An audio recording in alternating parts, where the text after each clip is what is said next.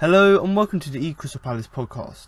I'm Alfonso Greenbrook and today by 49 I'll be looking at a result against Hull City by bringing you my match review, player rankings and my man of the match. As well as this, I'm also going to bring you an exclusive interview with Sam Allardyce, Luka Milivojevic and Mamadou Sakho after the game. So let's begin.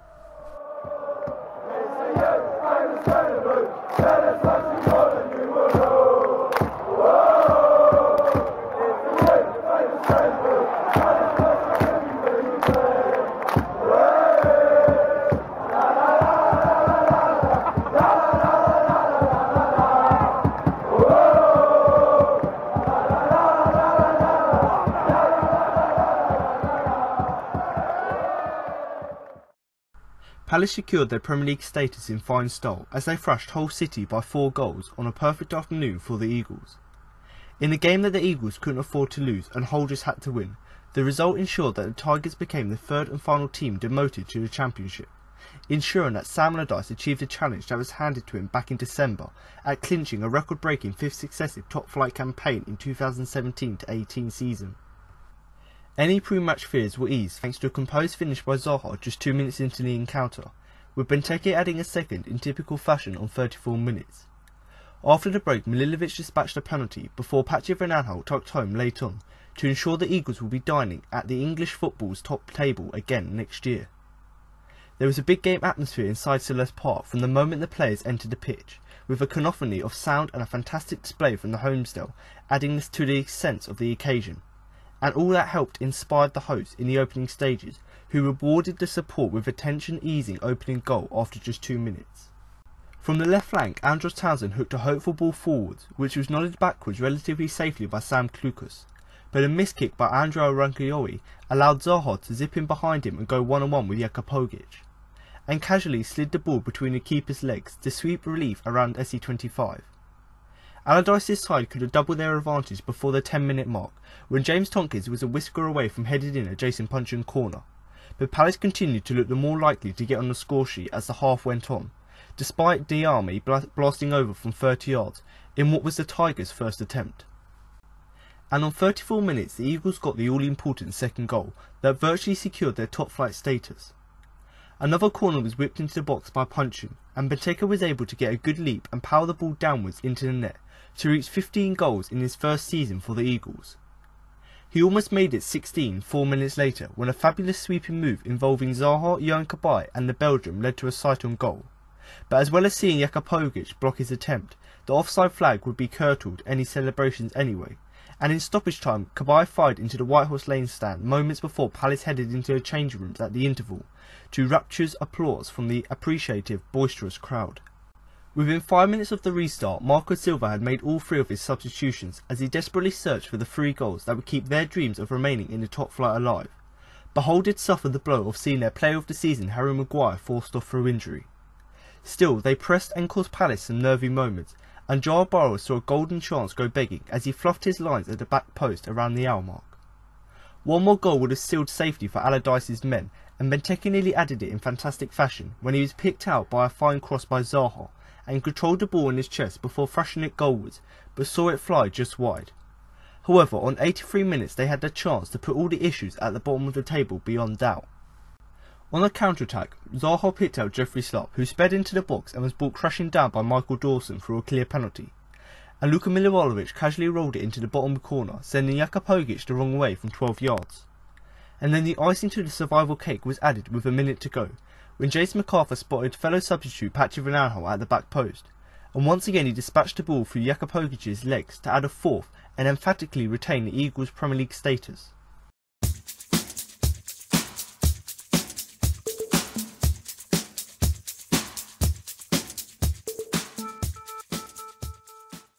An early, opportunistic goal from Wilfried Zaha settled any nerves that Crystal Palace may have had, and a thoroughly professional performance ensured that Hull City barely had a chance. 3 more goals cemented the 3 points that ensured safety. Now some positives from the game. Selhurst Park hasn't been the easiest of environments for Palace players this season, with tensions often boiling over at the slightest of errors. But the early goal and the focused approach from the players gave Palace a positive foothold. Now some negatives from the game. The only negative is that this Palace side, with the talent it has, should have never been in this situation. It's taken half a season to correct a year of poor form through hard work, organisation and commitment.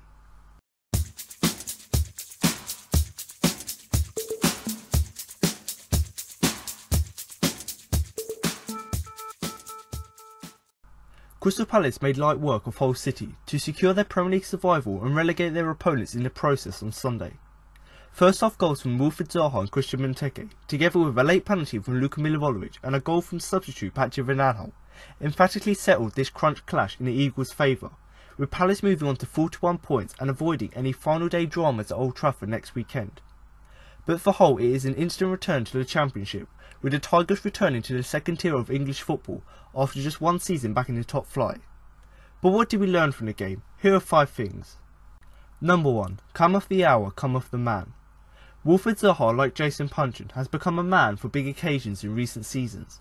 4 years and 1 day after he single-handedly saw off Brighton and Hove Albion in the Championship playoffs with a double at the Amex, Zaha was at it again here, settling the nerves after just 3 minutes with a cool finish through the legs of Jakupovic after a mistake from Andrea Rokanoa.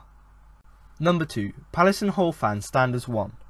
After a colourful display in the Homestead Road stand before kick-off, which read, "Behind this badge we stand as one," both sets of supporters did just that in the 10th minute, in tribute to young Palace fan Christy Jordan, who died earlier this week. The St Thomas Becket Catholic primary school pupil was diagnosed with a brain tumour on Christmas Eve, and sadly passed away on Thursday. Number 3. No-go zone. Hull City are another side who appear to be using zonal marking when it comes to defending set pieces, and Benteke proved that it doesn't work as he notched in his 15th Premier League goal of the season, heading home from Jason Puncheon's corner. It was also the 14th goal Hull have conceded from corners and free kicks this season, more than any other side in the league. Number 4. The return of assurance.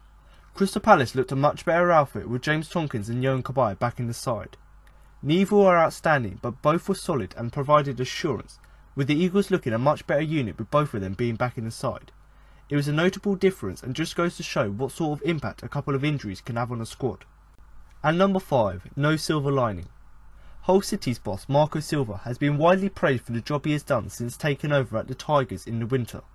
His signings and the ability to make the KCOM Stadium a fortress gave the Tigers a fighting chance of staying in the Premier League, but ultimately it proved to be in vain, with this defeat consigning them to the Championship after just one season back in the top flight.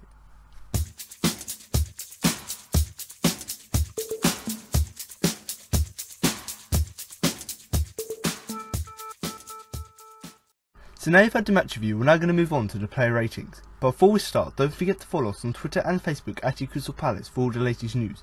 And for all you Facebook users out there, don't forget to check out our Facebook group so you can join in with discussions, read the latest news and post your own opinion. So like I said there, if you're on social media and you do want to get in contact with us, then of course you can follow us on both Twitter and Facebook, and you can find both these social media pages by using the @Crystal Palace.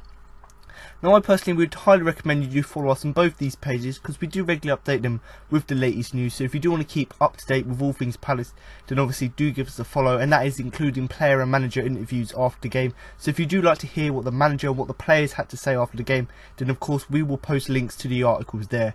And considering the transfer windows coming up in the next sort of few months, we'll also, when all the latest sort of transfer rumours come in, we'll also post links to the articles there so you can read about what the ongoings are with Crystal Palace. But much like all, social media groups recently, we do also post Twitter polls, so if you do want to have your opinion heard and vote for what you think should be the winner of the poll, what you think the best thing is for the club, then of course do give us a follow on Twitter, so when the poll comes up you get it to your feed, and then you can vote, and then you can comment on what you thought about the question, or whether you do agree with the options that were given there. And obviously if you're on Facebook, of course you can follow the main Facebook page at the at the Crystal Palace podcast. But if you're on Facebook, I'd also highly recommend you do join the Facebook group. And obviously after the game, quite a lot of fans do go onto the group to post their own opinion on how they thought players performed, how they thought the game went as a whole, how they thought the manager set the team up, and anything else they want to discuss about the game. So if you're someone like myself who likes to read what other fans have to say, post your opinion so other fans can read it, then of course the Facebook group is the best place for you. And I personally I'm in the group, so if you do ever want to get in contact with me, of course you can tag me in a post, and so we can have a little bit more discussion, because that's personally what I like to do. I like to talk to other fans, see what their opinion is and compare it to my own. So if you're someone who likes to post your own opinion, likes to read what other people are saying, likes to post pictures and share articles as well, you know, if you do like doing all them things, then of course do join the Facebook group. And another thing, you know, if you were at the game, obviously on Sunday you would have seen the fantastic display by the Homestead Fanatics. If any things like that happen, you know, in the next season, there's lovely banners from the Homestead Fanatics, then of course if you took photos, post them on the Facebook group, because I'm sure there may be one or two people who weren't able to go to the game and they would see the pictures in the Facebook group just to get a feel for how good the atmosphere. And the same can go for videos. If you've got a video of a goal, you've got a video of the banners or anything from the game which you want to post and want to share with other fans, then of course the Facebook group is the best place to go. And of course, much like the main Facebook group and obviously the Twitter account as well, we do regularly post news articles on there. So if you do want another place to keep up to date with all the latest news, then of course do head over to there.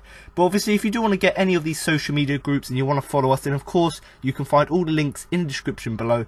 But you know, if you are listening on YouTube, you can find them there. If you're listening on iTunes or Acast, you can't find links there, but I'm sure if you head over to Twitter and search using the @EqualsForPalace, you'll find all of our accounts.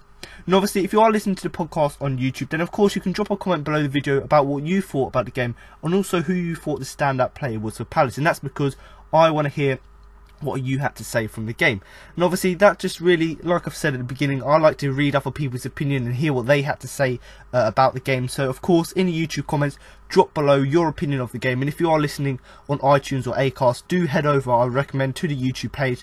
Do comment below with what you think, so of course I can read it, because in the podcast I give you my opinion and I rate all of the players, but what I want you to do is you to put your comment so I can compare sort of my opinion of the game and my perspective of the game to your own one as well. And the way I want you to do this, you know, I've set this challenge to the listeners for the sort of the most of the season, you know, sort of halfway through the season I've set this, and quite a lot of fans have been doing that, and that's for you to give you my player ratings, or for you to give me your player ratings, obviously ranking the players from 1 to 10, with 1 being the worst and obviously 10 being the best. And that's really you summarising how you thought the players performed throughout the game. And the only reason I want you to do this is so later on in the podcast I'll go through all of the players, giving them ratings for 1 to 10. So if you don't mind, drop them below in the YouTube comments so I can compare my ratings and I can compare them to yours and see whether we had a sort of similar outlook and whether we thought all of the players put in the same amount of performance. And like I said, I'm someone who likes to hear what other fans have to say, like to sort of hear other people's opinion. So if you do that in the YouTube comments below, it just gives me an idea of whether my opinion was I was rating players too highly, whether I was rating them too low, or whether we sort of had a similar outlook and we all thought the players put in the same amount of performance. So this week, you know, I want you to do the same. Comment below with your player ratings, obviously rating all of the players from 1 to 10. And also, even if you don't want to do that and you just want to share your opinion of the game or just put down your man of the match, then of course feel free to do that all in the YouTube comments below, because like I've said already, and I can't, you know, repeat it enough, I do like to read your opinions. So do share your opinions in the YouTube comments below. And I'm sure there's other people who do come onto the video who may see your comment there and they may have another differing view to what I may have and you may have, so of course they might want to comment as well. So if you do like discussion, then of course do drop a comment below the video. But obviously if you like to keep up to date with all things Palace, then don't forget to follow us on both Twitter, Facebook, and obviously join the Facebook group. But enough of that, now to move on to the play ratings. Starting in goal with Wayne Hennessy, who I am going to give a 7. A much less nervous performance from the Palace keeper, helped in part of the return of James Tomkins to the back 4 in front of him. Wasn't given a huge amount to do by a lacklustre Hull side, but the high balls into the box he weren't afraid to come for. He'd be delighted with the clean sheet. So obviously Wayne Hennessy here, I've given him a 7, and although in the game, because Hull were quite lacklustre and because we restricted them to not many chances, he didn't really have much to do, and there isn't really much to say about his performance other than the fact that he'd be really delighted to end the last home game of the season with a clean sheet. And you know, I've said this, I'll probably go on to talk about this later on in the podcast, but we played so well. You know, we knew what Hull's weaknesses were, we exploited them weaknesses, stayed solid at the back, and that meant it was a comfortable 4-0 win for Palace. And actually it meant that we relegated Hull, and based on this performance it was sort of deserved for Hull, because you know, in this game, yes, Hull tried to attack us and they tried to get chances, but that left them vulnerable at the back. And as we've learnt at the beginning of the season, if you're going to attack, you also need to defend properly and be solid, otherwise you're going to be punished. And obviously Wayne Hennessy had a big part, in my opinion, to play in that. The fact that he and the back 4 were solid in the game, so when Hull were going forward on their sort of rare forays forward, He made sure he kept the back line solid, he was solid, and obviously, even though Hull were lacklustre when they had a few chances, because we were so solid at the back, unlike Hull, we were able to do well in the game. And, you know, we've talked about Hennessy being quite nervous this season. In this game, he didn't show any signs of nervous. It was much less nervous than, say, the Burnley game or the Man City game, and you can expect you lose a bit of confidence after losing 2-0 and 5-0, but actually it seemed to have a good effect on him. That sort of week's training kind of helped. And to be honest, yes, you may say that it was a less nervous performance because Tomkins came back into the side and that gave him a little bit more reassurance in front of him, so he had that reassurance that he wouldn't have to be one-on-one every time because Tomkins or Kelly would be there to defend. And actually I think that helped the team as a whole, because Hull didn't really have any chances to get into the box, and also it helped Hennessy in the fact that he wasn't put under pressure, and like I've said, he wasn't really given a huge amount to do, and that's purely because of how lacklustre Hull were. But like I said, Wayne Hennessy have given him 7. You know, he didn't really have to do much throughout the game, but when Hull did put these high balls and high crosses into the box, they were all except one towards the end of the game, all except that one cross, he managed to catch them, he was able to punch them away. And so overall I think it was a very good performance, and certainly he'll be delighted with the clean sheet to end the last home game of the season. Obviously moving on now to the left back Jeffrey Slopp, who I'm going to give an 8. Not asked to play centre back this weekend, as a result he had a much better game. Great defensively and excellent in attack too. He slotted back into left back and looked more comfortable, linking up well with punching at times. His run, which led to the penalty that Palace won, showed great athleticism. So see Jeffrey Slopp here, I've given him an 8, and once again, from our new signing, he's proved his worth with another solid performance. And certainly, I've said this about Wayne Hennessy, he had his part to play defensively. Slopp definitely had his part to play both defensively and offensively, and I'll go on to talk about that later. But really, the first thing to start about is, you know, last weekend, I know I didn't really talk much about it in the podcast, but certainly Jeffrey Slopp isn't a centre-back, and playing as a centre-back against a very, very world-class Man City side, in my opinion, he's going to really struggle. And in that game, it showed that he struggled, so Sam Allardyce went back to a back 4, just to give a bit more solidity to our team, and actually it did work up until the second half. But Jeffrey Slopp still played as a centre back, and it just showed that he wasn't a centre back. But in this game, you know, because of how bad he was at centre back, and because he isn't a centre back, he was moved back to his, you know, his preferred position as a left back or a left wing back. And actually, because of that, as a result of that, he had a much better game, and that's just resulted in him being good defensively, because he's better on the wing and stopping crosses coming into the box rather than being sort of one-on-one defender. But also that playing on that flank, it allows him to do lovely overlapping runs, allows him to run down the flank. And actually, you know, that running down the flank late in the game meant that we went on to win a penalty. But to be honest, I thought he slotted into left back very well. You know, people were debating whether he's you know, his primary position is left back, whether he's actually a winger, whether he's a striker, whether he's a wing back. But actually, in this game, he played as a pure left back, and actually he looked very, very comfortable. And obviously, with him doing his attacking role, he, you know, worked and linked up very well with punching. So that's just showing that he's finally getting some partnerships within the team, so he can link up and help the team forward.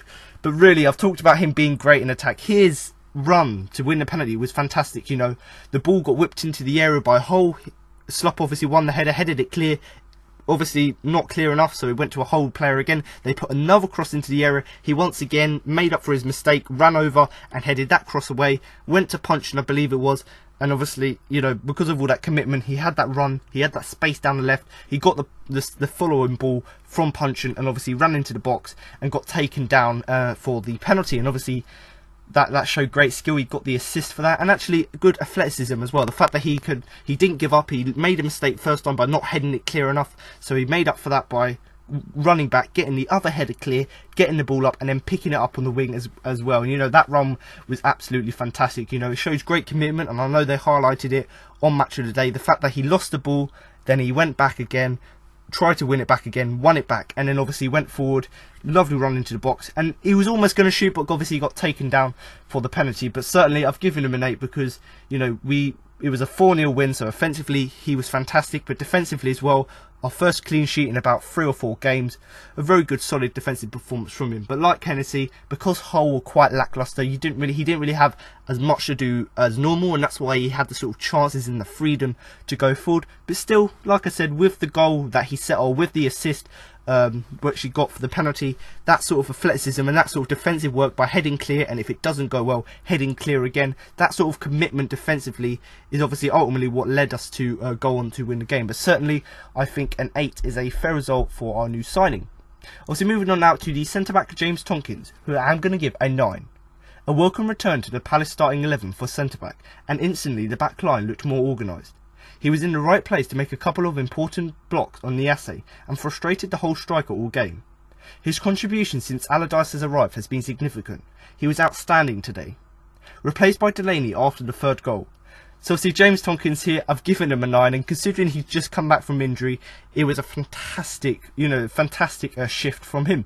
And to be honest, it was a welcome return, because we were all worrying before the game, much like the players were, much like Allardyce was. We were worrying that we wasn't going to have a fit centre-back, and we were probably going to end up like the Man City game, where we were playing a player out of position. But luckily for us, Tomkins was able to come back from his injury, albeit, hearing from him after the game, not fully fit, but having treatment for it. So he went through that pain barrier, came back in, and actually it was a welcome return, because we knew that we were leaking. We leaked in 5 goals at Man City. We knew we didn't have that solidity, but bringing in Tomkins back, that sort of more composed centre back rather than Slop or Delaney, we brought in that sort of more quality. We brought in that organisation, and actually automatically, like I said, as soon as he came into the starting 11, we looked so much more organised, and that's just a credit to how well James Tomkins plays, and that's obviously why I've given him the 9. Not only the fact that how good he was defensively, but the impact he had on the whole team, and especially the defence. The fact that when he came in,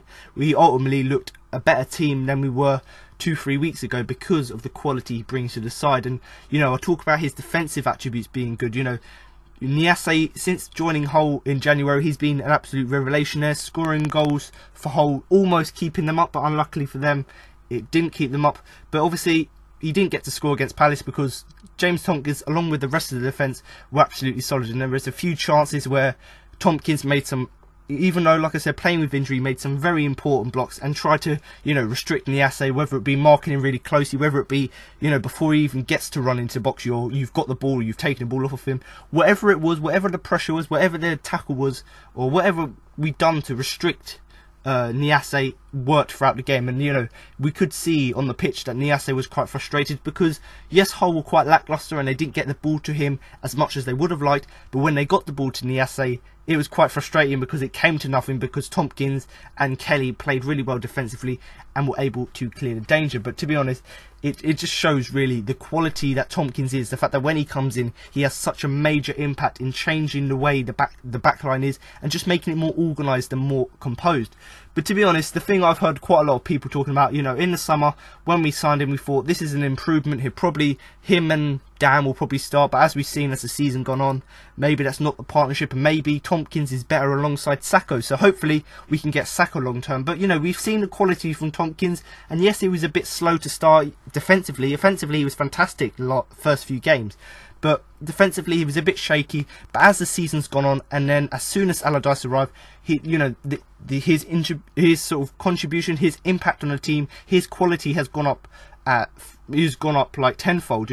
He was outstanding against Hull. Like I said, his defensive work was fantastic, and even offensively he was good. We scored within the 3rd minute of the game, Zaha, but then maybe within the next sort of 2 minutes we had another corner whipped into the box. Tomkins rose higher than any of the Hull defenders and just put it wide. So just showing that yes, defensively he was absolutely sound, but when at set pieces he also can be a danger. But like I said, absolutely outstanding, hence why I've given him the 9. But like I've said this already, he's the quality he's got when he comes back into the side is amazing, and how much he's improved under Allardyce just shows how much commitment Tomkins has got to improve his game, but also how good Allardyce has been as the manager, in the fact that he's managed to get the best out of his players. And obviously towards the end of the game, with him playing with that injury, we wanted to preserve him for the game against Manchester United, so obviously he got taken off for Delaney, and we actually know that they were playing through a pain barrier. In Luka's post-match interview, he said that Tomkins, Cabaye and Townsend, they were playing through very serious injuries. Obviously don't know whether they had injections or they had painkillers. Whatever they had, they managed to play through the pain barrier, and that's just credit to Tomkins. Yes, he was fantastic defensively, but the main thing for me, the fact that he played through a pain barrier, it's just credit to his professionalism and also his commitment to the club. The fact that You know, he's been at West Ham all of his career. He comes to Palace, and the fact that he's got that pride, he's got that commitment to actually try and play for us, because he easily could have said to Sam Allardyce, I don't want to play, I don't feel fit enough, but he played through that pain barrier, and that is obviously a credit to him. But like I said, a 9 for James Tomkins, come back into the side, made a huge difference, and was absolutely solid. Obviously, moving on now to the centre-back Martin Kelly, who I am going to give an 8. Even though he really is the 4th choice centre-back and when everyone else is fit, it's hard to ignore the importance of his performances in recent weeks. He has really stepped up to the plate when he needed to and put in another assured performance against Hull, taking one high ball expertly off his chest and clearing the lines when Palace defence was under pressure. Dealt with the threat of Niasse perfectly, looked calm and controlled alongside Tomkins. So see, Martin Kelly here, I've given him an 8, and you know, much like Tomkins, you know, it was an absolutely solid game from him, and considering he conceded 5 last week against Man City, you know, that confidence or that lack of confidence didn't seem to affect his game, and he put in a really solid performance. And you know, we talked about Tomkins being injured, Dan's injured, you know, Saka's injured, and really, if you can consider all of them players, if they were all fully fit, Martin Kelly wouldn't even be anywhere near the first team. He'd probably be the 4th choice centre back, and you know, when everyone else is fit, you know, as we saw when Allardyce first came in, he didn't really get a look in, you know, and it's really hard to ignore, you know, the importance of his performances in recent weeks. So, albeit he's the 4th choice centre-back, when he was called upon to go back into the side and put in a performance when we had injuries, it is really important, the fact that he had that ability to come into the side, and that's a really credit to him. And I've said this in past podcasts, you know, we know he hasn't really been playing well at the beginning of the season, and that's because he was playing out of position. But as soon as you put him into his preferred position, when he's called upon, he put in a solid performance and showed us why he maybe should be in the first team. The fact that he's got that quality defensively, and certainly if the likes of Dan or Tomkins, you know, they get injuries in the future, I will have no problem with Kelly starting as centre-back, because what he's shown us in the last few weeks is how good he is defensively. And like I've said, you can't really highlight the importance of his performances. You know, at Chelsea, for example, at Liverpool, if it weren't for them performances, we wouldn't have gone on to win them games. So it's just showing that when he was called upon, he put in a solid performance, and he really has stepped up to the plate. You know, we needed an assured performance against Hull. We knew that we had to get at least a point to stay in the league, and luckily for us, we thrashed Hull 4-0. But we knew the fans were, you know, we were nervous, the players were nervous. We knew we needed a performance, and Martin Kelly, once again, like he's done in recent weeks, he put in another exactly sort of assured performance against Hull. Didn't make any mistakes, was absolutely solid at the back. Much like Tomkins, you know, he dealt with Niasse really well. And the one really defensive thing that really stood out for me is when there was a high ball, he took it down on his chest expertly. It looked like he'd been, you know, one of the best defenders in the world, the way he took the ball down on his chest, and then he was able to clear his line. And then there was a few other occasions, much like Tomkins and Slop, when the Palace defence were under pressure, he was able to clear his lines, clear the danger, and that meant that because Hull were trying to put pressure on, whenever the ball came in, we kept frustrating them because we were just clearing our lines, getting rid of the danger. And that's just credit to him, the fact that whenever the ball came in, there was no panicking like you would have seen at the beginning of the season. And when he got the ball, he would calmly either chest it down or calmly clear it.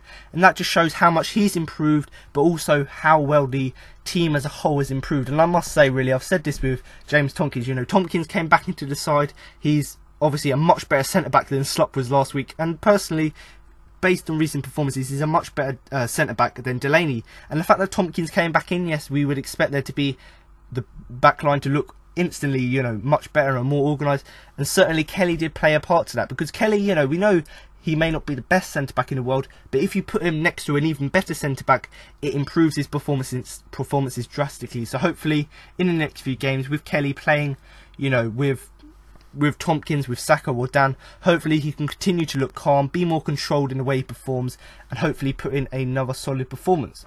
But certainly I think an 8's a really fair result from him. You know, I think it's maybe his 5th or 6th clean sheet of the season, so just credit to the way he played. But like I said, even though he's the 4th choice centre-back, he's going to be knocking on the door now, because these performances, he's shown the importance that he has to the side. And I personally think if Dan or Tomkins ever get injured next season, if they're still with us, I certainly don't see any problem with Martin Kelly being the replacement. Now to move on to the right back, Joe Ward, who I am going to give an 8. Like Slop, Ward showed great composure throughout against a lively Kamil Grosicki. Like all of his back 5 teammates, the Eagles right back looked far more assured than he has done in recent weeks. Clearly he's been told by Allardyce to keep tight and not wander too far forward, and that meant Hull found it too difficult to get too much joy down the right.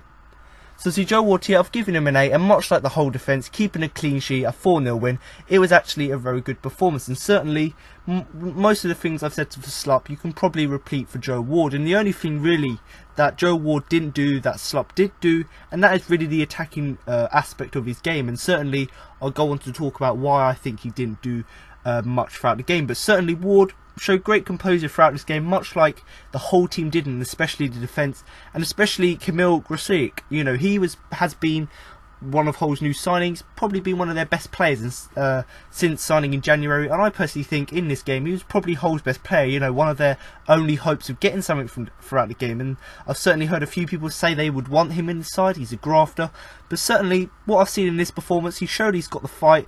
But unfortunately, you know, like I said, all of Hull's attacks didn't really come to anything. But the fact that Joe Ward, he was poised, you know, he was so, you know, his tactic was to be in the team as the right back to stop Grosic, and actually he done a pretty decent job. And, you know, I've said this for the whole team, but especially the back five, a very solid game from them. And to be honest, in recent weeks, you know, Joe Ward looked a bit shaky, especially against City, playing as centre-back, and especially against Burnley. He didn't really play as well as he could have. But, you know, in this game, he was much better than he has been in recent weeks. And certainly you saw that throughout the game with the composure he had, as opposed to in the last few games where he didn't really lacked that composure and didn't really have the fitness. And certainly, I've talked about him not having an attacking part of his game, much like what Slup had. And certainly, he didn't really have that in this game. And that, I personally think that's down to Allardyce. And Allardyce likes his fullbacks to go forward and venture forward, put crosses into the box. But in this game, it was clear that Allardyce had told Joe Ward to stay back, keep tight, make sure Hull can't get past you, because Hull like to play very counter-attacking football, like to attack all the time. They like to go forward, so you've got to keep tight. Joe Ward done exactly that, and obviously he was also told not to wander too far forward. So there was a few occasions on the right-hand side where he linked up with, you know, the likes of Zaha, the likes of Townsend, you know, done sort of 1-2 passes with them. But that was sort of as far as he got into the box, because, like I said, he was instructed by Allardyce to stay back and be firm and tight, and he done exactly that. And when he did go forward, you know, like I said, them 1-2s were quite good, and because he was playing quite far deep, playing quite tight to the centre-backs, it meant that Hull found it really hard to even get any joy down the right. So I said that Grosic, he was probably one of Hull's best players, but even he didn't get much joy, even he didn't really have much fun and many chances down the right hand side, because Joe Ward was playing such a good defensive game. And that's the thing I've seen with Allardyce. You know, Allardyce knows that Joe Ward liked to go forward under Alan Pardew, but that left us sort of exploited at the back. But under Allardyce, he's made sure that first thing for Joe Ward to do is defend like he did in this game, stay back, keep tight. And then obviously the second thing for him is to attack, because he knows that he isn't really as good as attacking as he is as defending. So if you make Joe Ward concentrate on his defensive work rather than having to concentrate and worry about going forward, it really improves his game. And that's certainly something that Allardyce has done, something that Allardyce has changed, and certainly it's made a profound difference on his game. But certainly Joe Ward, a fully deserved day, much like the whole defence, keeping a clean sheet, 4-0 win, a very good performance from him. Like Jeffrey Slup, played very well in that sort of fullback role, you know, having great composure against Hull's players. And actually, because they were playing so well defensively and occasionally defensively, it meant that, you know, Hull really didn't have any fun or any joy down the flanks. Obviously, moving on now to the defensive midfielder Luka Milivojevic, who I'm going to give a 9. Back to his best with the return of Cabaye next to him, breaking up Hull's play in the middle. A calming influence in Palace's midfield, Milivojevic ensured that Hull couldn't break through the middle. At one point in the first half, he looked to have lost the ball, but recovered well to win it back, and set Palace away on the attack. Scored a calm penalty to bring the scores to 3-0. So see Luka here, you know, the new signing, and I've said this a few weeks ago, you know, ever since he's joined us, he's been very consistent with his performances, and they have been very high consistent performances. And once again, this performance was no difference, and that's why I've given him a 9. But, you know, we talked about last week, he wasn't really playing to his best. He got taken off towards the end of the game. He didn't really have as good of a performance as he would have liked, and most people said maybe it might be fitness, maybe it's because Manchester City were just too good. But I personally think it's because he really did miss that partner in Cabaye, because him and Cabaye have a really good partnership in midfield, and when, you know, Cabaye went out of the team, we sort of drop him, you know, Luka's form, so maybe that had something to do with it. But, you know, Cabaye, much like Tomkins, came back quickly from injury to play in this game because they knew how important it was. They played through the sort of pain barrier, and certainly it showed in this game how crucial Cabaye is in the team, and the fact that he can, you know, partner up well with Milivojevic, but also, you know, how well he breaks up holes play in the middle. But I'll go on to talk about Cabaye later on. But to be honest, Milivojevic playing much better with Cabaye next to him. He had a very calming influence on Palace's midfield, you know, stopping the play, you know, stopping counter-attacks, giving that protection to the back four. And because he's got such good passing range, occasionally setting up, you know, counter-attacks, or, you know, trying to spread the ball out to create something. And that's what you want from your defensive midfielder. You don't just want them to be defensive and breaking up play. You also want them to be spreading the ball out and trying to set up attacks. And certainly he did do that. And, you know, he did ensure his job was to break up Hull's play and make sure Hull didn't have anything in the middle, so they would have to resort to putting balls in from the wing.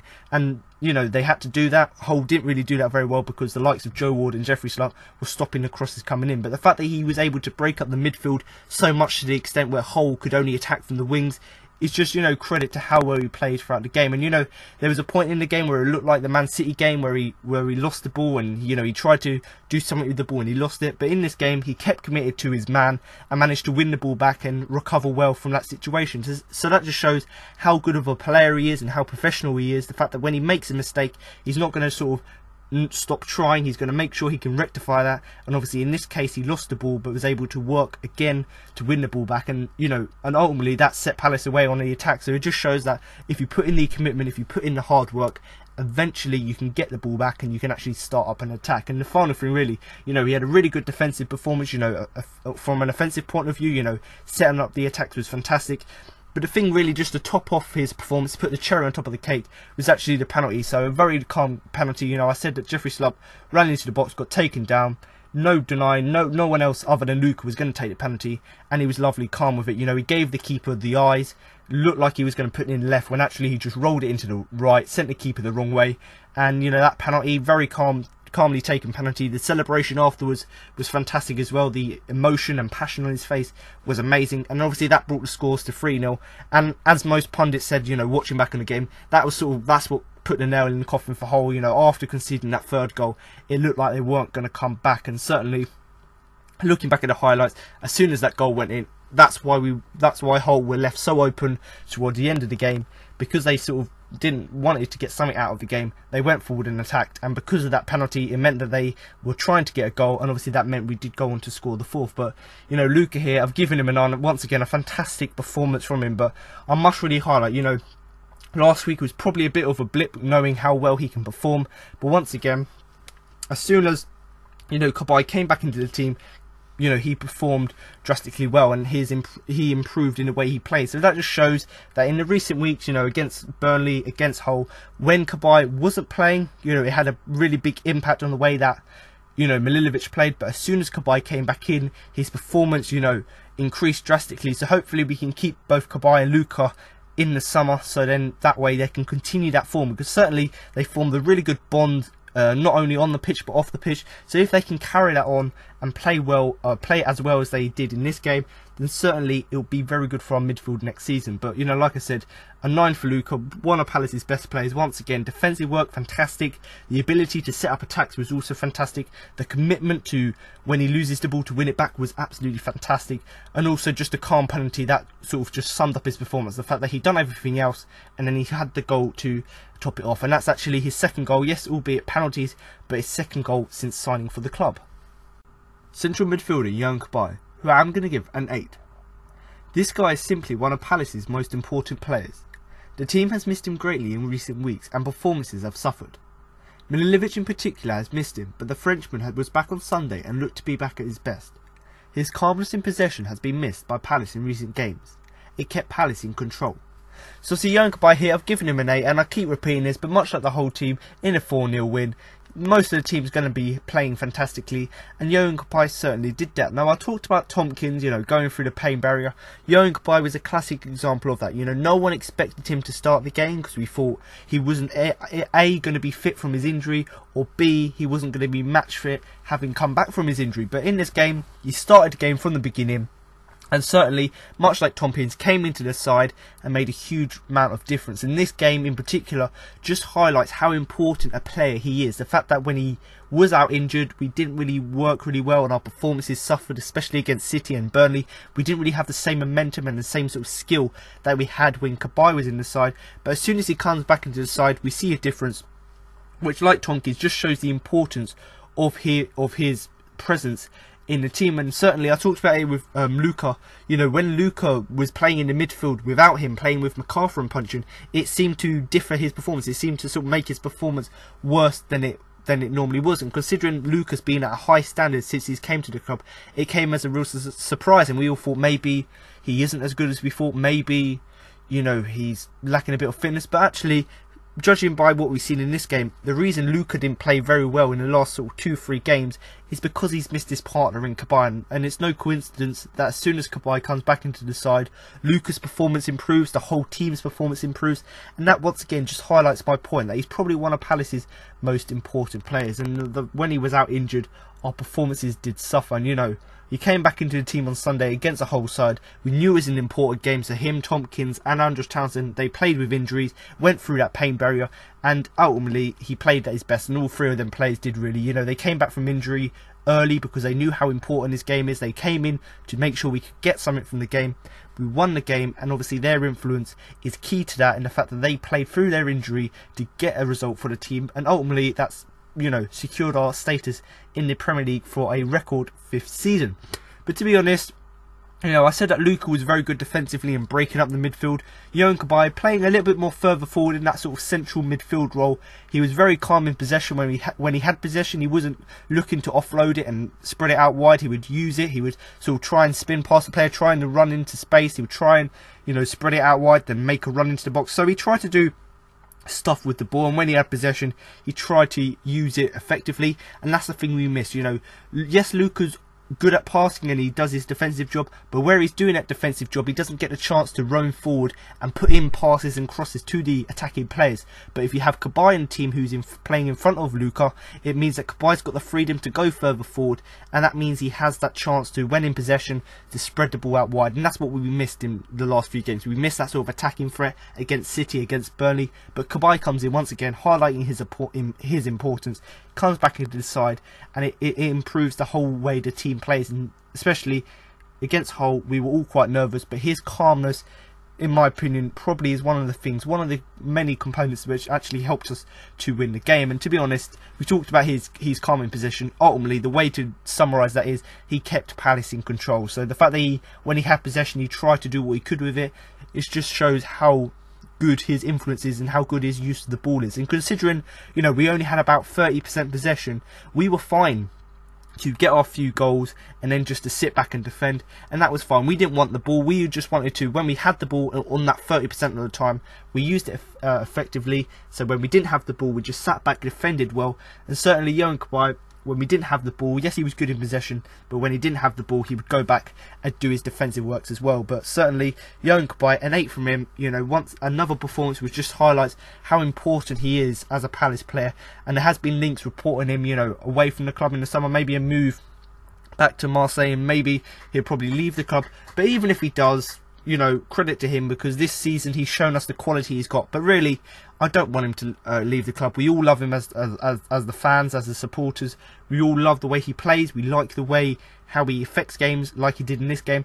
So hopefully he will stay for another few seasons, maybe retire at Palace, which is unlikely considering he's French. But hopefully he can carry on his career for a few more years at Palace, because his influence in the team is quite massive. And you know, some people were saying that when he went off the pitch on Sunday, it looked like he was saying a goodbye, you know, slapping the badge and kissing the badge, and you know, doing all the claps and applauding the crowd. Hopefully that isn't a sign, and maybe that's just a sign of him congratulating the fans on their great support, and also just saying thank you to them. So hopefully that wasn't his final goodbye, and obviously we'll see Cabaye in a Palace shirt next season.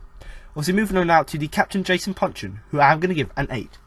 A proper captain's performance doesn't get credit for his defensive work, which has increased under Allardyce, but Puncheon was excellent in closing his opponents down. Set up Palace's second with a lovely in-swinging corner that Benteke nodded home, but was a tad lucky not to give away a penalty shortly afterwards as the ball hit his arm. So obviously Jason Puncheon here, I've given him an 8, and once again, like the whole team, and I keep repeating this, but he had a fantastic performance, and in a 4-0 win, you're probably going to say that for all the players, and I will keep repeating it because it was such an important game, and the players performed, and overall everyone was just fantastic. But really, Jason Puncheon, playing as the captain, since he's been made captain, the whole team's form has turned around, and certainly this game was just a proper captain's performance. He'd done everything you would want a captain to do, and you know, we talk about Puncheon, you know, I've heard this on other podcasts, you know, he is mainly an attacking player. He likes to play in behind the striker or out on the wing, but in this game, and in the last sort of few games, he's been playing a little bit more deeper in a sort of a centre mid role, you know, doing defensive work and drifting into attacking roles, and certainly he doesn't get credit for that, because everyone thinks, oh, he's meant to be an attacking player, he's not attacking, therefore he's playing bad. But actually he's doing quite a lot of defensive work, and that's what Allardyce has done. You know, Allardyce has seen that maybe Puncheon isn't as creative as he used to be, so he's putting him more into a centre mid role so he can do defensive work, and that has increased. Certainly Pardew started it, but under Allardyce that sort of defensive performance has increased for Puncheon, and certainly he was excellent in doing that. You know, when we didn't have possession, so about 70% of the time, you know, Hull would come at us with their possession, but you know, Puncheon playing that sort of defensive / attacking role, he'd make sure he can close the opponents down, put pressure on them to either make them make a pass which we could intercept, or you know, just to make them pass it back to put even more pressure on them. So you know, people may say, oh, he's not as attacking as he used to be, he hasn't scored this season, but actually his defensive work and the fact that he can put pressure on the players to make mistakes or so they can intercept the passes, that sort of pressure on the team is quite you know, quite important. And the fact that, you know, people say he isn't attacking as much, well, he did actually. He got the assist for Benteke's goal, you know, lovely in swinging corner. Benteke, with Hull using zonal marking, there was no one there marking Benteke. Benteke just ran through the space. Luka blocked off his marker, so Benteke had all the room in the world, and he headed in the lovely corner. So another assist for Puncheon. And although yes, he hasn't been that great attacking wise this season, he hasn't got any goals in the league, he's actually got, I believe it's 5 assists. So he's showing that yes, he may not have had the best season, you know, offensively, but still some of his corners and set pieces are still quite accurate, in the fact that we saw with Benteke's goal, a lovely pinpoint cross in swinging corner into the area. But the only thing really bad about his performance, you know, one of the only really bad negative parts from the performance, which we were lucky to get away with, was a handball. You know, a free kick from the left hand side from Hull got whipped into the area. It was going to go out anyway, it was going to go way beyond Wayne Hennessy's goal, but Puncheon in the wall, he went to go and block it with his shoulder, couldn't quite get it there, and his hand touched it. So that's a definite handball. I would be angry if we didn't get it, but if you look at the position of the referee and the linesman, they wouldn't have been able to see it. And I suppose it's karma, really, because considering that Snodgrass dived,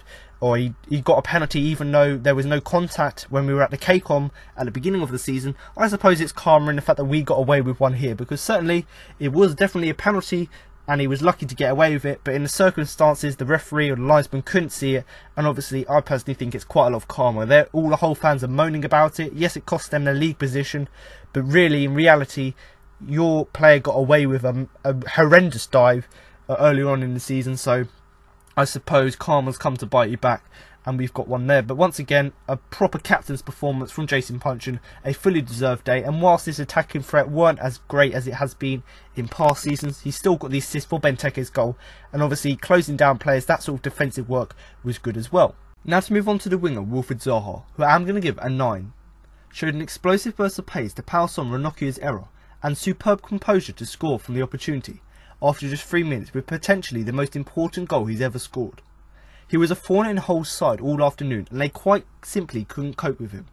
Everyone at Selhurst Park really hopes that that wasn't his last game here.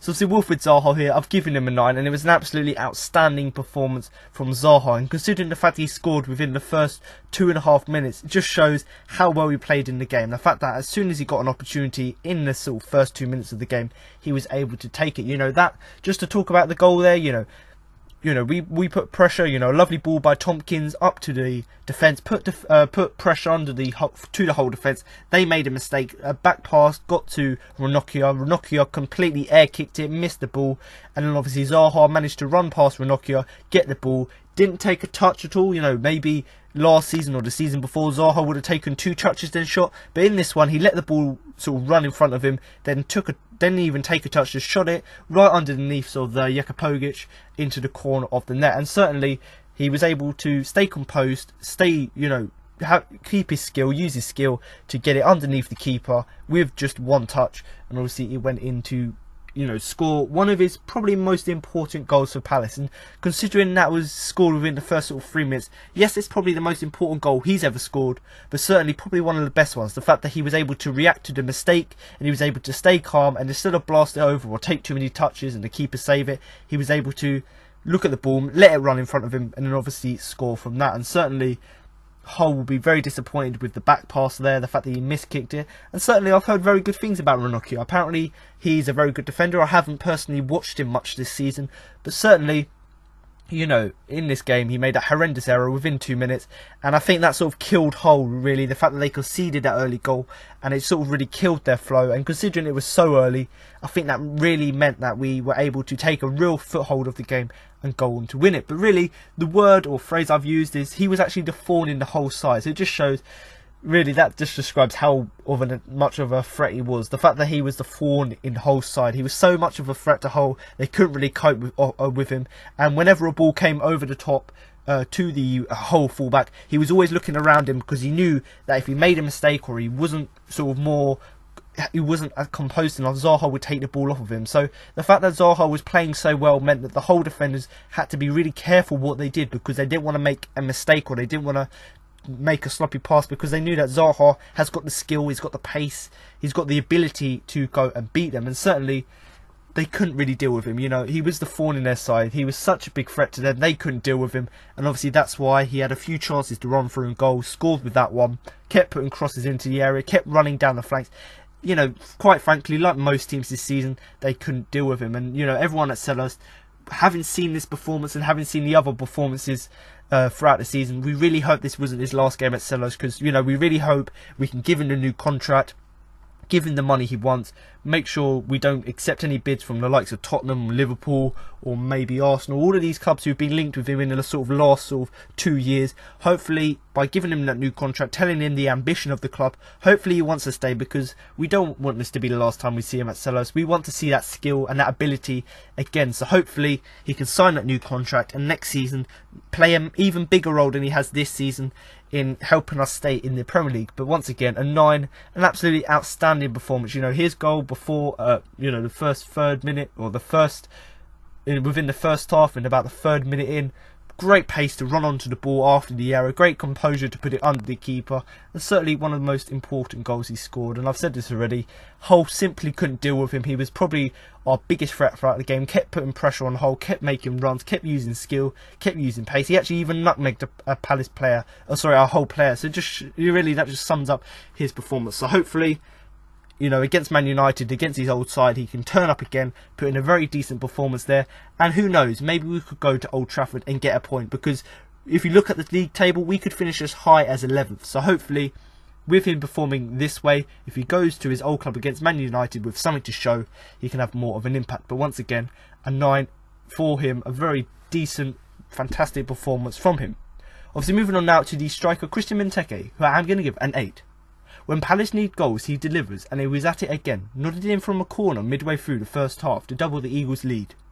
He led the line well and took his opportunity well with a thumping header to give Palace a 2-goal lead. He was a constant threat up front and was always available for other teammates when the Eagles looked to break. So obviously Christian Benteke here, I've given him an 8, and much like the whole team, and I keep repeating this, it was a very good all-round performance from him. And you know, this season, if you look at the stats, people saying that Benteke is a waste of money, 30 million, he hasn't really delivered. But if you look at the stats, 17 goals this season for a top flight, goal scorer, a striker in the Premier League, in a relegation fight. That's actually a really good return, and that's 15 goals in the league and 17 in all competitions. But when we need goals, he delivers. You know, if you look back at the stats, if it weren't for his goals, we would have already been relegated. The fact that he scored that winning one at Chelsea, the fact that he scored 2 at Southampton earlier on in the season, the fact that he scored 2 against Liverpool. These goals are really important goals, and when we're under pressure, when we need to win games, he's able to deliver. And once again, he was at it. We were under pressure, but when the opportunity came to him, he didn't fluff it. He stayed absolutely composed, and when the corner came in from punching, he was able to head it in, put lovely power on it to header it down, obviously into the goal. And he led the line well, so people are saying he's been lazy recently, and that's also another reason why he isn't worth £30 million.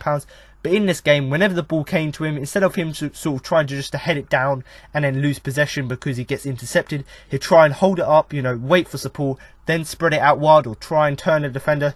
And also another thing really, in past games, he sort of hasn't had the confidence to have a shot when he's inside the box. He sort of has to wait for the opportunity to come to him. But in this game, he'll try and make runs into the box, try and make runs out wide to get the ball into the area. He tried to do everything you wanted a player of his ability to do. He led the line well. He was that leader he was that leader up front.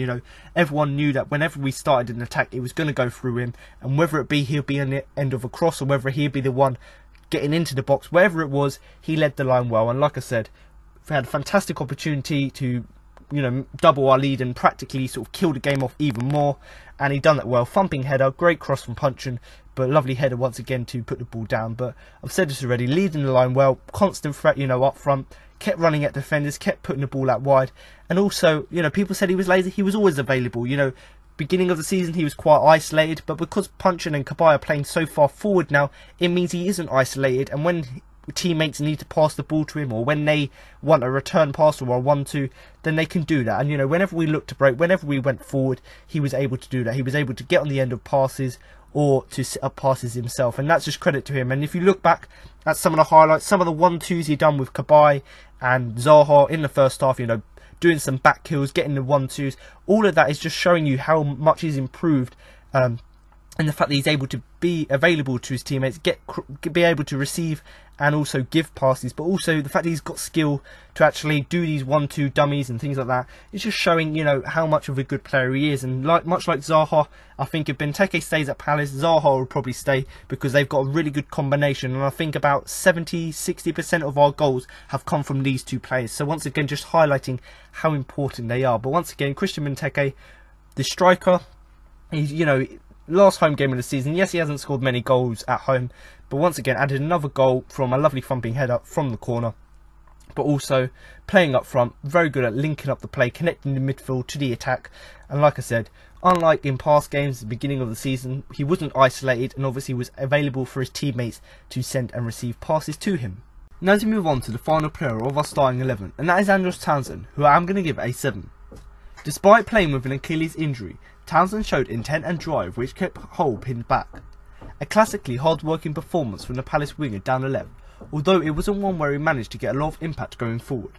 But in games like this, it's mostly about attitude and amplitude, and Townsend has both in spades. So obviously Andros Townsend here, I've given him a 7, and unlike some of the other players in the team where I've given them 8s and 9s, it certainly wasn't he wasn't really up there as one of the best players throughout the game. And to be honest, much like Tomkins and Cabaye, he came back from an injury, he went through that pain barrier, and certainly it did show throughout the game. And that's not to say he performed badly, but considering how well he's performed without his injury and before this game, he certainly had the quality to do something throughout this game. But luckily for us, we had other players who were in form, were able to score the 4 goals for us. But certainly Townsend, he did try his best, considering he's playing with that injury. And certainly he did show that intent, so he wanted to go forward. Whenever he got the ball, he looked to go forward. He had that drive, that commitment, that sort of determination to, even though he was playing with an injury, to do what he could for the team. And yes, he got taken off towards the end of the game, but in that sort of time he was on the pitch, he had that sort of commitment and drive to actually go forward and actually get something from the game. And that's, that sort of commitment, that sort of energy led to us, pinning Hull back. So our sort of tactic was to nullify Hull, because we knew that Hull liked to be attacking. So all we done was we kept very solid at the back and kept putting pressure on them, and Townsend really did help the team with that, because although he isn't meant to be a defensive player, he does go back and do his defensive work. And one of the things he does is, he may not necessarily go back, but what he does, he pins Hull back. So when Hull are trying to attack, he puts so much pressure on them, trying to run at them, so they either have to pass it back to their keeper or make a really obscure pass which we could intercept. And certainly this sort of hard working performance from Townsend is what we've seen all this season, and it's classic from him. him. You know, since Allardyce has come in, his performances have excelled and become even better. He's scored, I think he's now scored 3 goals under Allardyce, and two goals I believe under Allardyce, and he's also, you know, got a few more assists under Allardyce. So certainly Allardyce coming in has helped him. But in this game, you know, once again, like always, since Allardyce has come in, the hard-working performance, that's all carried on in this game. And although, you know, he had that threat, he had that drive, intent, he had all of that in the game, and he was hard-working, he didn't really have as much impact going forward. So, you know, normally he likes to get to the byline and put crosses in, tries to cut inside and have shots. But obviously in this game, with him playing with an injury and not really having the best of games, it obviously meant that he wasn't able to have as many chances to go forward and have a lot of impact going forward. But another reason really is we were playing so far deep because we wanted to absorb the pressure from Hull. It meant that Townsend was playing almost as a second left or right back. He was playing as a wing back, let's say. So because he was playing that far deep and because he was playing with the injury, he didn't really have that much sort of impact going forward. But in games like this, it's not about your players performing really well, unlike even though some of our players did do that. It was all about getting the result, having that sort of attitude and amplitude to actually get something from the game. And certainly Townsend had both of them. Townsend done exactly what you wanted him to do. Yes, he didn't have as much influence and impact on the game as he would have liked, but certainly his sort of attitude and the way he approached the game defensively and offensively, having that effect, that sort of intent and drive, all of them things put together is really what you want from a player. And certainly, maybe with us playing Man United, we're now safe in the league. We may trial a few players, like maybe Solu Kaiko might come into the side at Man United. So maybe Townsend will get a rest, make sure he can not make his Achilles injury any worse. And then obviously he has the summer to get over it, recover, and hopefully at the beginning of next season and in pre-season, he can get back to full fitness, much like Cabaye, much like Tomkins, to even have an even bigger impact on the team. But, you know, Andros Townsend, even though some of the other players got 8s and 9s, I think a 7's a fair result from him, considering he didn't have as much impact on the wing from an attacking perspective as he would have liked. But his sort of intent, drive, going forward, and the fact that he was able to do his defensive work was what we need to credit in the game. Obviously, moving on now to the 3 substitutes: James McArthur, Patrick van Aanholt and Damien Delaney. So just to start off with Patrick van Aanholt and Damien Delaney, I'm not going to give them any ratings because they weren't on the pitch long enough to get a rating. But Patrick van Aanholt, you could debate about whether he deserves a rating, but he came on for Townsend, obviously with Townsend going off with the injury. And obviously that was in an attacking role, so most people thought that maybe Slop would go back to a wing role where he played at Leicester, but instead Slop continued to play at left back because we wanted to keep that consistency without changing the team too much. And obviously he came on and obviously scored Palace's 4th goal with a really nice finish under the legs of the keeper. Very good finish, and obviously a lovely assist from Jason McArthur. But the fact that he came on the pitch, obviously as a sort of defensive/offensive substitution, so obviously he had to be offensive in the fact that he was replacing Andros Townsend. He added a little bit more pace down the left hand side, but also just to give a little bit more cover to Jeffrey Slop, and he done exactly that. And obviously the goal he scored was absolutely fantastic. And then Damien Delaney as well, he came on for Tomkins and did what was really required. He just had, as the game went on, Tomkins obviously as well as Townsend and Cabaye, he was playing with an injury, so of course he got taken off Tomkins just to preserve him for maybe Man United, and Delaney came on just to give that little bit more solidity, and also just make sure we couldn't injure Tomkins even more. So both these players, Van Aanholt and Delaney, yes, they came on and made an impact in the fact that they'd done what was expected of them, and obviously Van Aanholt went one better and scored the goal, but certainly no ratings because I felt they weren't really on the pitch long enough. And obviously as for James McArthur, I'm going to give him a 7 because, you know, Cabaye looked tired, obviously playing through injury. He looked quite jaded and his impact started to decrease throughout the game. So McArthur came on, much like Van Aanholt, brought a bit more energy to the side, a little bit more pace, and with McArthur playing in that sort of behind the striker role, he sort of connected our midfield together. And, you know, because he had a little bit more energy, when he found the ball up on the edge of the area, he was able to run across the penalty box, run across the penalty box and then put a very neat pass into Van Aanholt for the score. You know, that assist was fantastic. The fact that he was able to pick up the ball on the edge of the area, put it through the defenders to Van Aanholt, and obviously Van Aanholt was able to take a touch and put it underneath the keeper. So that just shows that when you've got the likes of McArthur and Van Aanholt to come off the bench, it shows that they are real impact subs. And I actually heard someone say before the game that Van Aanholt would come on the pitch from the bench and actually make an impact, be an impact sub, and certainly he did exactly that. And there's been reports, you know, linking James McArthur away maybe to a move to our rivals Brighton, but I certainly think we should definitely keep him as a squad player even if he doesn't play every game, because in this game he had that energy he showed, just shows us what a crucial asset he can be, and obviously the assist really just topped it off. But like I said, they were the substitutions. Do comment below, obviously, like I said at the beginning, with your player ratings, just rating the players from 1 to 10, and if you want, include the substitutes as well, because I'm sure that you may want to rate Van Aanholt, rate him for scoring the goal, Delaney for his solidity, and also McArthur for the assist. So if you do want to, in the YouTube comments below, then drop a comment there. But obviously I've just written up a few sort of bullet points about the game, really, just to sort of summarise my thoughts of the game, and obviously what has secured our Premier League status for another year. And obviously Wilfried Zaha, very early goal on, early on we score, Zaha scored the goal, a massive mistake from the whole defence, total miskick, air kick. Zaha, even though you would think that the team had nerves, Zaha didn't show it, he stayed composed, and it was, you know, a thoroughly professional performance after that. So Zaha stayed composed, scored that first goal, and then after that we didn't get carried away, stayed professional, and we made sure that Hull didn't really have a chance. So because of that, it meant that because we scored that early goal and we built on that, it meant that Hull really didn't have a chance, and because we played so well defensively, we pinned them back for most of the game. And obviously 3 more goals. So we scored that first goal, but because we continued with our professionalism, we went on to score the other 3 goals, and that just cemented the 3 points, really. That ensured safety. So once we scored, I believe, once we scored the 3rd goal, it sort of killed Hull off completely. And because they were trying so hard to push up the field to score even a consolation goal, it meant that Van Aanholt had the space to go on and score.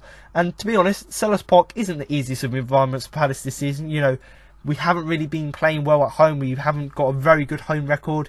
You know, whenever there's been a mistake, especially Delaney in particular against during the Sunderland game, you know, whenever there was a mistake, tensions did often boil with lots of booing, lots of players coming on the pitch.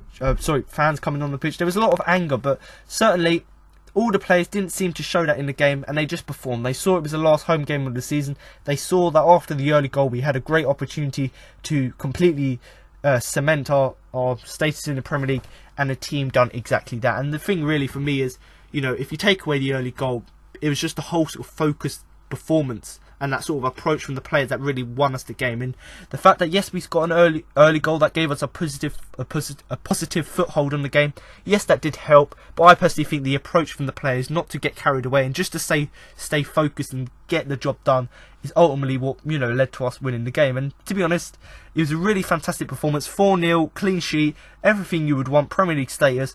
And the only real negative is that, you know, we've got so much talent in this squad with the likes of Christian Benteke, Andros Townsend, Wilfried Zaha. You know, we've got these quality players, but obviously we should never be in this situation. You know, with these players scoring goals, with the players at the back, the likes of, you know, Dan and Tomkins, who have been good in past seasons. You know, we never should have been in this situation. You know, we never should have been down the bottom end of the table.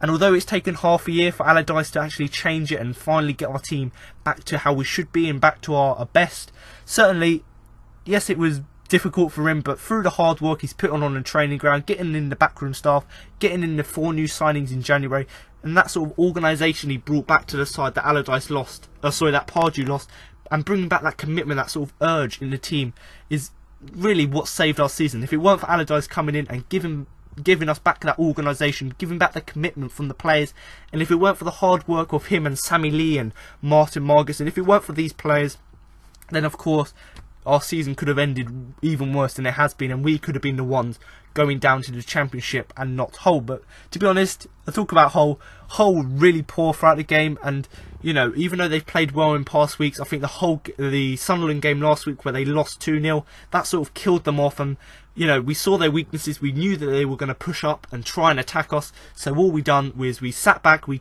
absorbed all that pressure, and when they were counter-attack on us, there was so much space, so we just exploited that on the counter-attack. And obviously that's their weakness, really.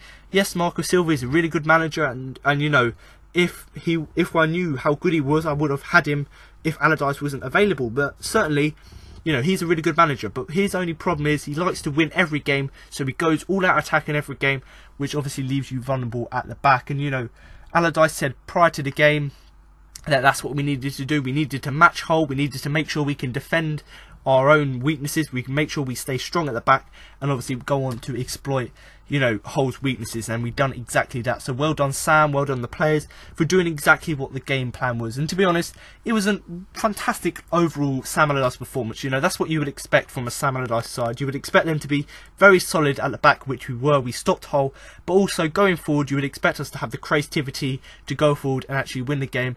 And certainly in this game, he done that. And if I was to give the manager a rating in such an important game where you need to get a win or a draw, certainly I'll give Allardyce a 10, because A, for keeping us in the Premier League, but also just to put in a fantastic performance. And considering how much of a mess we were in before Pardew left, the fact that Allardyce came in, yes, had a rocky start, but the fact that he was able to get this team together, fix our weaknesses, get our defence back to normal, give us the organisation and commitment back. The fact that Allardyce was able to do that and still keep us in the Premier League whilst bringing in more players to further improve the team is credit to him. But certainly a 10 out of 10 rating for Sam Allardyce.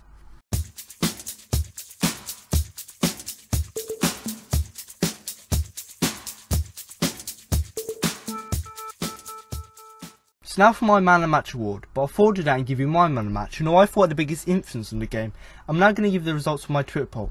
So obviously if you do want to vote in next week's Twitter poll and have your opinion heard on who you thought the best player was, and obviously the player with the biggest influence, then do head over to my own personal Twitter account at the CPC Podcast, so you get your chance to vote in the Twitter poll and vote for who you thought the best player was throughout the game. But in this game, a fantastic performance from the whole team, and if I could have more than 4 nominations on the Twitter poll, I would have put the whole team and also the fans, because the fans were amazing. But to be honest, as a whole, the game was fantastic. We won 4-0, kept a clean sheet, kept our Premier League status.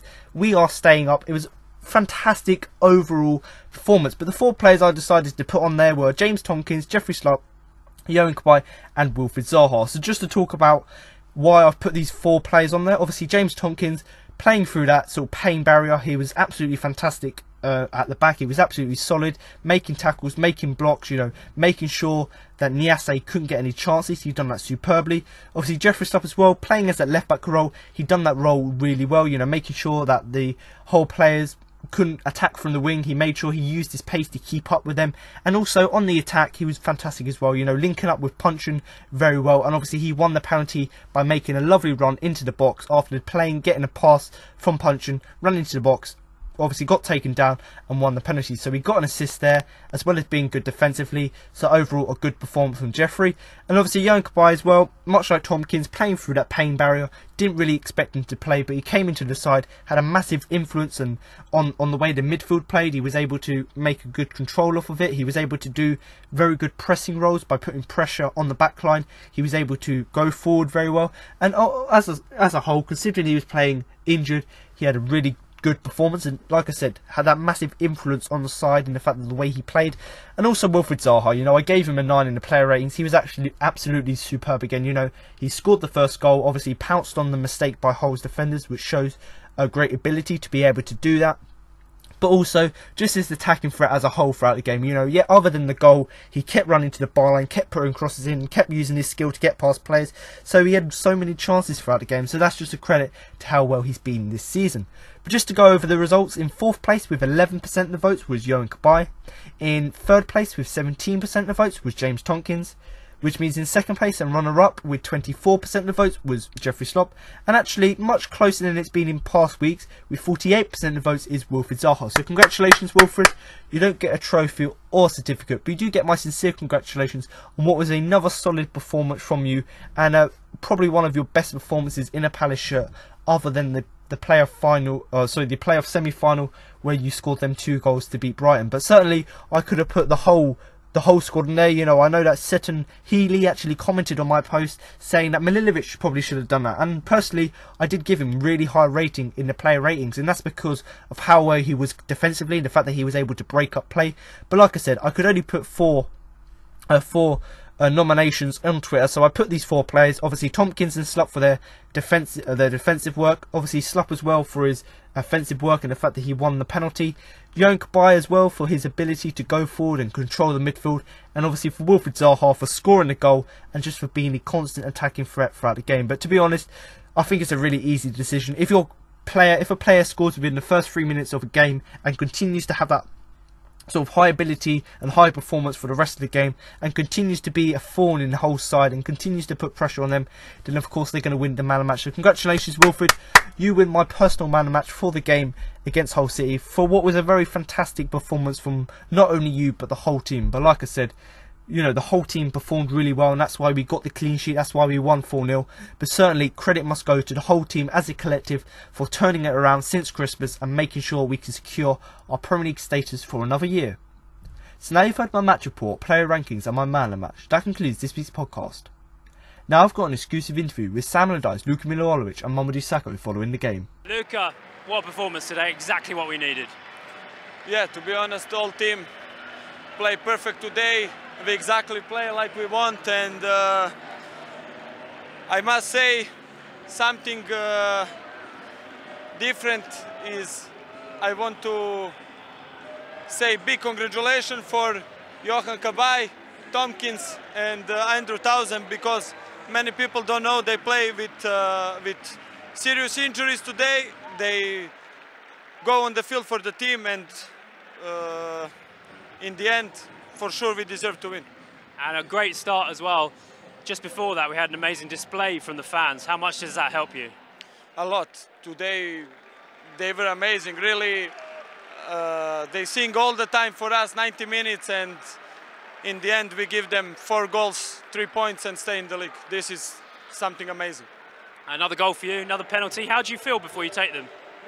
I feel confidence before I shoot the penalty, because I know, I cannot say I know, but I know where I want to shoot, and I was sure if I shoot well I will score, and in the end I scored, team win. What to say, it's amazing feeling for me. Thanks, Luka. Thank you very much. Mamadou, good to see you here today. How much have you enjoyed your time at Crystal Palace?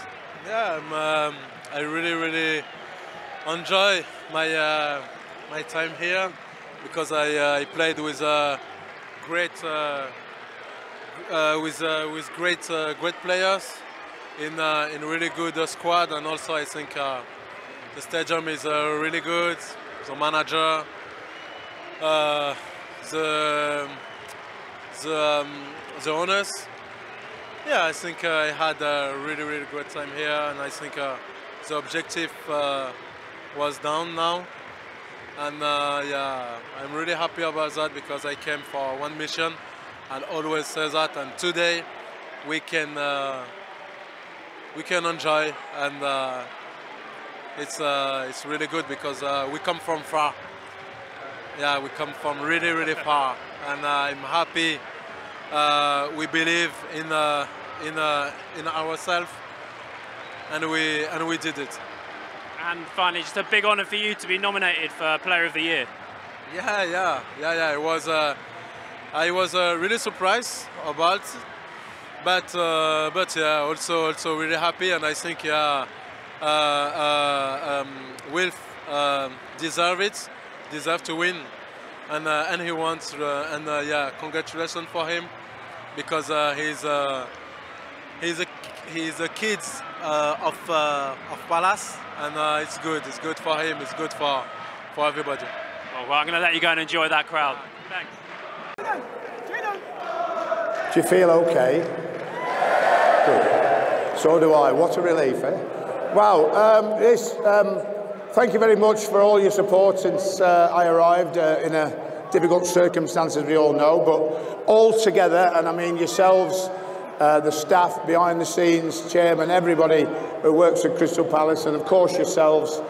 It's an effort that we've all done together. We've all believed in the end that we will survive. We have survived, and we really do appreciate your support. And he's going to score here.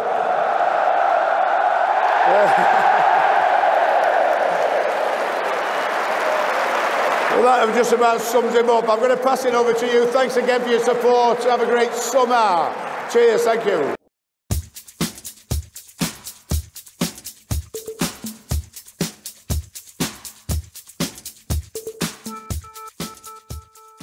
So there you have it. Now you've heard what Sam Allardyce, Luka Milivojevic and Mamadou Sakho had to say after the game. That concludes this week's podcast for the game against Hull City. But make sure to come back next week for my post-match review of the game against Man United. So thanks for listening, and remember to up the Palace.